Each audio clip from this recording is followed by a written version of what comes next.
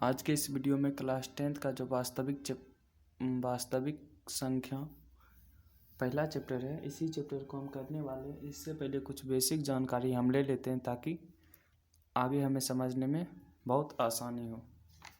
तो चलिए पहले हम लिखें कि सम संख्या, जिस संख्या में केवल दो संख्याओं से भाग लगे, जिस संख्या में केवल दो से भाग लगे वह सभी संख्या सम संख्या। भाग लगे वह सभी संख्या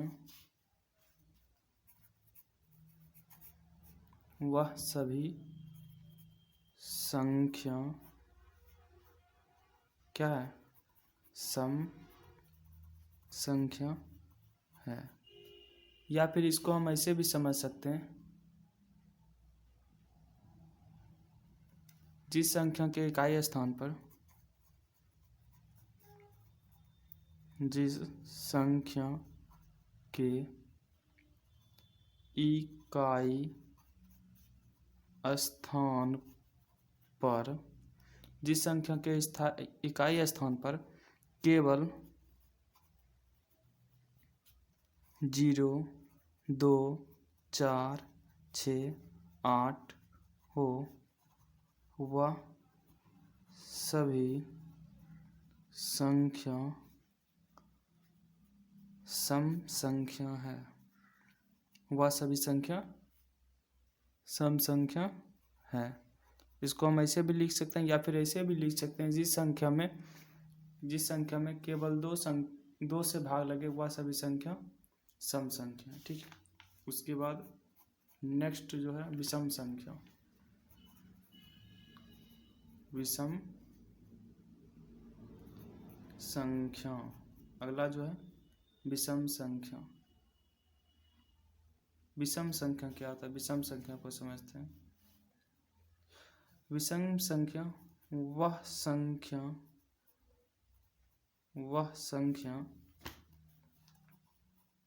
जिस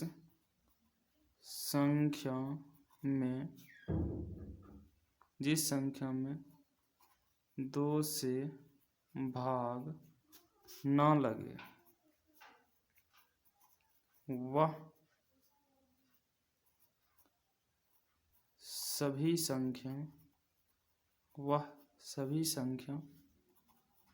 विषम संख्या है। विषम संख्या जैसे इसमें समझते हैं, जैसे 3 हो गया, इसमें 2 से भाग नहीं लगेगा तो ये विषम संख्या। जैसे 17 हो गया, इसमें 2 से भाग नहीं लगेगा तो ये विषम संख्या। जैसे हम 71 लिख दिए, इसमें 2 से भाग नहीं लगेगा तो ये विषम संख्या। जिस संख्या में 2 से भाग नहीं लगे उस संख्या को विषम संख्या कहते हैं। उस संख्या को हम क्या कहते हैं? विषम संख्या।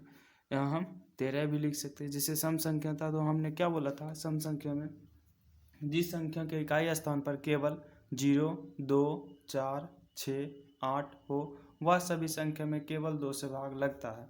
जैसे हम यहाँ लिख दिए 18, तो 18 में हम देखते हैं कि इकाई स्थान पर 8 है, इसका मतलब इसमें 2 से भाग लगेगा। उसके बाद हम लिख दिए 68, इसके लास्ट में 8 है तो लगेगा। इसमें जैसे हम लिख दिए 22, इसमें भी लास्ट डिजिट जो है 2 है तो इसमें 2 से भाग लगेगा, पूरा लगेगा। ठीक है। तो चलिए आगे समझते हैं। उसके बाद हम समझते हैं प्राकृतिक संख्या। प्राकृतिक संख्या किसे कहते हैं, इसको समझते हैं। प्राकृतिक संख्या जो होता है, गिनती की संख्या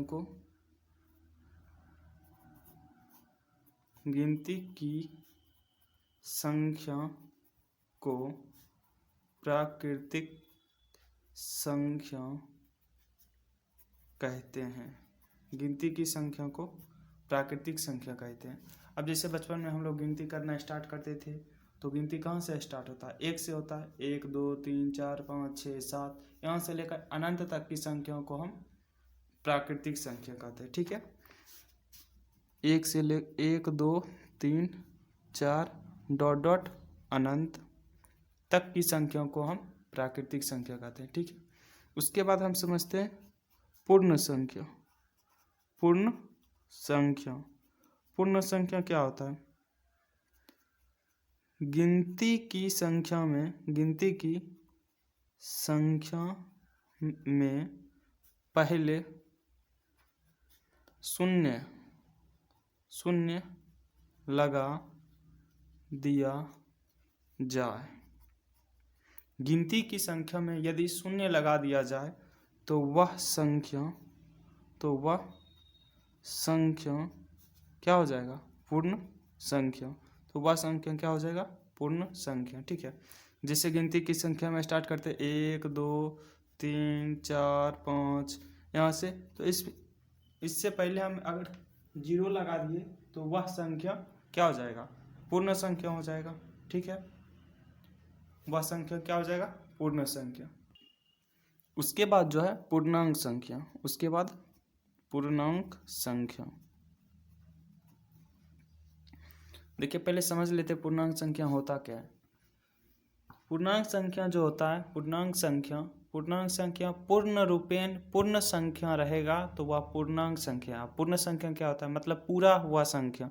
जैसे हम लिख दिए 3 जो है अपने आप में पूरा हुआ संख्या है। 2 पूरा हुआ संख्या है। इसी में हम लिख देंगे 3/2, तो ये पूरा हुआ संख्या नहीं है।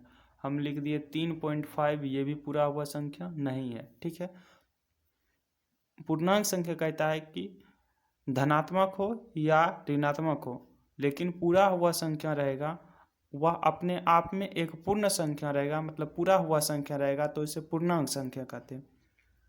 जैसे अगर बटा में चल जाएगा तो वो पूर्णांक संख्या नहीं होगा, और दशमलव में चल जाएगा तो भी वह पूर्णांक संख्या नहीं होगा। ठीक है, तो देखिए इसमें कहता है धनात्मक मतलब प्लस या माइनस। प्लस में भी जा सकता है, माइनस में भी जा सकता है। ठीक है, में हो, लेकिन प्लस में हो या माइनस में हो, लेकिन पूर्ण संख्या होना चाहिए न कि दशमलव में या फिर भिन्न में। भिन्न मतलब बट्टा में, भिन्न में। ठीक है, तो पूर्ण संख्या जैसे अभी हम लिख दिए इसमें -3 -5 -6 -8, तो ये सब पूर्णांक संख्या है।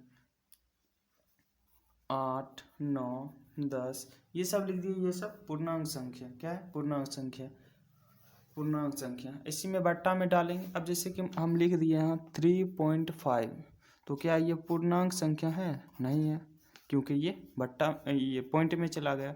अब इसी में हम लिख दिए यहाँ 5/2, तो ये पूर्णांक संख्या है? नहीं, क्योंकि ये भिन्न में चला गया। ठीक है, यहाँ तक समझ में आया? तो हम चलते फिर आगे होता है परिमेय संख्या। क्या? परिमेय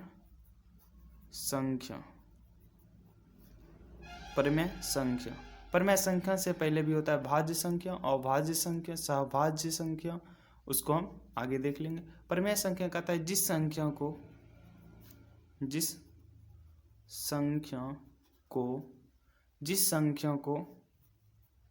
हम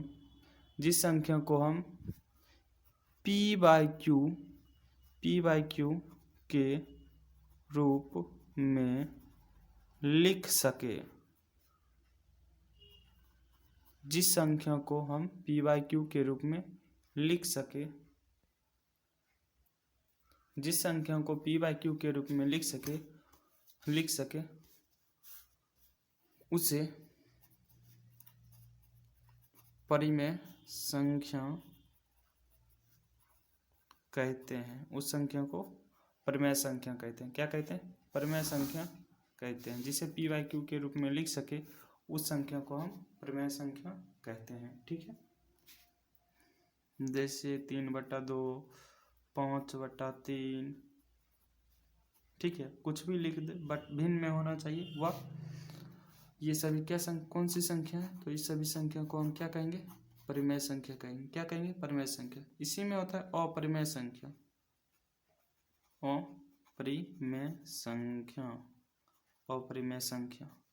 अपरिमेय संख्या उसे कहते हैं जिसे p/q के रूप में नहीं लिखा जाए, जिसे p/q के रूप में नहीं लिखा जाए, वह सभी संख्याओं को क्या कहेंगे?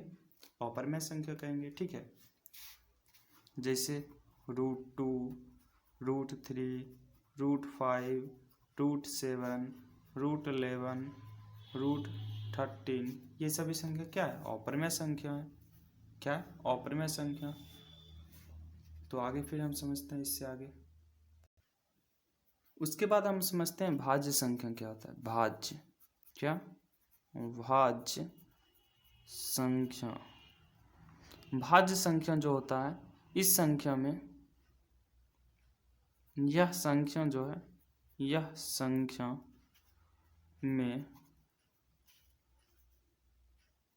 3 या 3 से अधिक, 3 या 3 से अधिक संख्या से भाग लगे वह सभी संख्या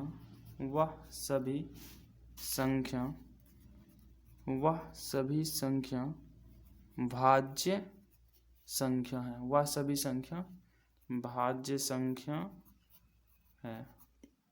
समझ लेते हैं। जिस संख्या में 3 या 3 से अधिक संख्याओं से भाग लगे, उस संख्या को भाज्य संख्या कहते हैं। जैसे कि अभी हम लिख दिए 4 में किस किस से भाग लगता है? 1 से, फिर 2 से और 4 स्वयं से। तो इसमें 3 संख्या से भाग लग रहा है, तो यह क्या है? भाज्य है। इसी में हम लिख दिए 15 में किस किस संख्या से भाग लगता है? 1 से, 3 से, 5 से, 15 से। कम से कम जो है 3 संख्या से भाग लगना चाहिए, अधिक से अधिक जितना लग जाए वह सभी संख्या भाज्य संख्या है। ठीक है, वह सभी संख्या भाज्य संख्या है। ठीक है, जैसे हम 17 लिख दिए, उसके बाद हम पूछेंगे कि यह भाज्य संख्या है। 17 में किससे लगता है? 1 से लगता है, और उसके बाद 17 स्वयं से लगता है। तो हमने क्या लिखा था कि अभी वह संख्या जिसमें 3 या 3 से अधिक संख्याओं से भाग लगे, उस संख्या को भाज्य संख्या कहते हैं। तो इसमें केवल 2 संख्याओं से भाग लग रहा है, इसलिए ये भाज्य संख्या नहीं है। तो द नेक्स्ट पॉइंट इज अभाज्य संख्या। अभाज्य संख्या। अब समझते हैं अभाज्य संख्या क्या होता है। अभाज्य संख्या क्या होता है? यह संख्या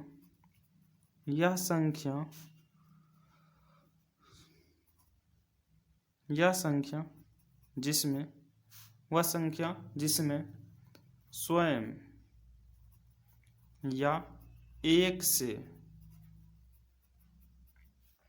भाग लगे, वह संख्या जिसमें स्वयं या 1 से भाग लगे, वह सभी संख्या अभाज्य संख्या है। जैसे हम लिख दिए 3 या 3, इसमें 1 से लगता है, 3 से लगता है और किसी संख्या से भाग नहीं लगता, तो ये क्या है? ये अभाज्य संख्या है। यह कौन सी संख्या है? अभाज्य संख्या है। जैसे हम लिख दिए यहीं पर 4। अब चेक करते हैं कि 4 है या नहीं। 4 में 1 से लगता है, 2 से लगता है, 4 से लगता है। तो मैंने अभी क्या बोला था कि जिसमें स्वयं या 1 से भाग लगे, वह सभी संख्या अभाज्य संख्या है। इसमें स्वयं और एक के अलावे किसी अन्य संख्या से भी भाग लग चुका है, अतः यह कौन सी संख्या है? भाज्य संख्या या भाज्य संख्या।